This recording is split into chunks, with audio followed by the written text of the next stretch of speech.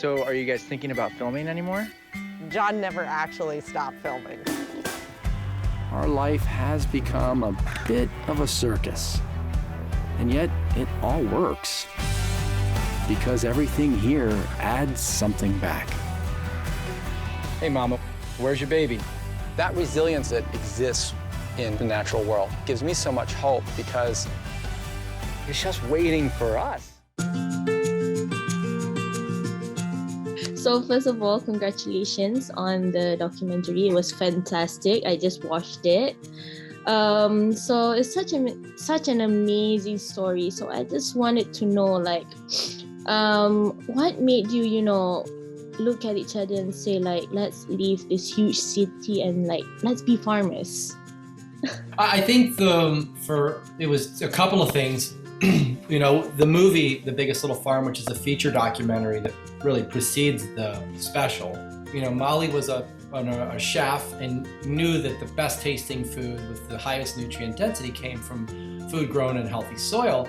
And I was really interested in the integration of the wildlife as a purposeful sort of collaborator in a farming system. And so we had this dream for quite a bit of time, but decided, once our dog was about to be evicted from the apartment we were living in, that now was a good time to make the excuse to start this small farm that turned into something much bigger than we both had ever imagined. Absolutely. So what do you think? What do you think of the film? Like, how does it feel to have a film with National Geographic? Well, I think it's amazing to be able to finally combine the story of agriculture with that of wildlife, because it's the missing marriage that makes living on this planet possible, and that a farm void of biodiversity is a farm on a path to illness, and to finally be able to tell a story of a farm that is integrated within the ecosystem in this way is a perfect opportunity for National Geographic to be the vehicle to deliver that.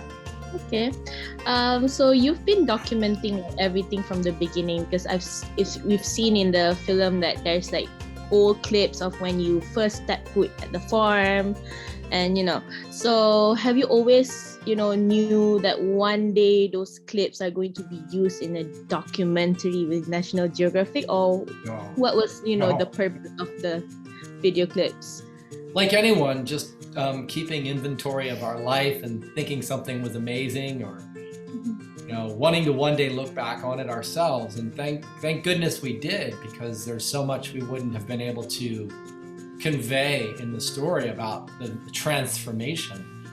And it wasn't until year 5 that of the farming that we decided this really needs to be told as a larger story. Before that, I had no interest in making a movie about it. So, no, I'm just glad we did document it, because we hoped that one day we would be impressed, let alone anyone else. Was there a moment like where you think, you look at each other and think like, oh, this isn't working, like, or like you've thought about like going back to the city because farming is so hard? Like, how do you overcome those, almost giving up moments? So I think whenever you get an opportunity that's a definite yes, I want to do this no matter what, and it takes you on a big ride and opens Pandora's box, and you start following those things, it becomes a connection to you that's so integral that it's almost like having a child. And there's not really a moment that you might be thinking, this is so hard, I don't know how I'm gonna do this, I feel overwhelmed, I feel I'm not qualified to do this, all of those things, but you don't really feel like I'm gonna stop or go back.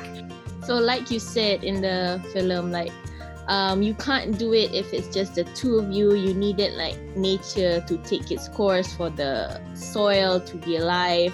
So I want to know, who is the actual hero like in this film? Was it the soil, or was it the crops that you plant, or was it the bees there that really turned the farm around and turned it into something so amazing, like we've seen it now today, than before the first time that you came? It's gonna sound cliche, but I'm gonna say the hero was the love that you end up feeling for things, because the love ends up bringing on the patience. And the patience is what's required for the little heroes in each category to come through. And as humans, we don't always have the full understanding of the amount of patience and time it takes for an ecosystem to solve its problems. And it requires you to love it so much, to believe in it, that sometimes, it takes you to the ends of your limits on that. But I think you have to fall in love with it first. And the way to do that is to become dependent on it and watch what happens when you become dependent on nature. So I love how you refuse to use like pesticides or traps to get rid of the snails and the birds and the coyotes. So tell us about that and how you just let nature do its thing. Nature left to its own devices is it has a much slower evolution, and it's actually in the stewardship and the relationship of man and nature that you can speed things up and make those unbelievable leaps forward. The consciousness comes in from the human, but then the human has to have the consciousness to be able to listen and receive to the true wisdom that is nature, and then that advances it very quickly. So yeah, that's really well said. What we did. Yeah, well said. Very well said. What has changed since you started this new life, and what have you learned? So one of the things we talk about a lot that we learned, and it changed us in the process, is that when you really get close to the natural world, you have to embrace all the range of emotions, including grief and the cycle of life, and that takes you to deep depths. And it's what people maybe avoid in some ways, but it's also arguably the most important thing that our culture can do, is reconnect with nature, and then in turn need to reconnect with grief. I think we have the same problems that show up in different ways. And instead of reacting out of, the fear and anxiety and trepidation that we did in the beginning, we've become more comfortable in this idea that if we take what we're afraid of and utilize curiosity as a way to diminish its strength, we begin to see these opportunities to interact with the problem in ways that felt hopeless before. And we want to encourage that in each other and in others when trying to address these issues that we face globally around climate and soil and water. Because if we are just trying to scare people into caring about the planet, it won't have much of a long-lasting effect. It won't change forever the way people act. But helping them to become more curious will give them the courage to actually become part of the solution in a way that has more impact. Fantastic. Thank you so much, Molly. Thank you so much, John, for your time. Nice Absolutely. to meet you guys. Thank you for your interest. Yes, thank you very much.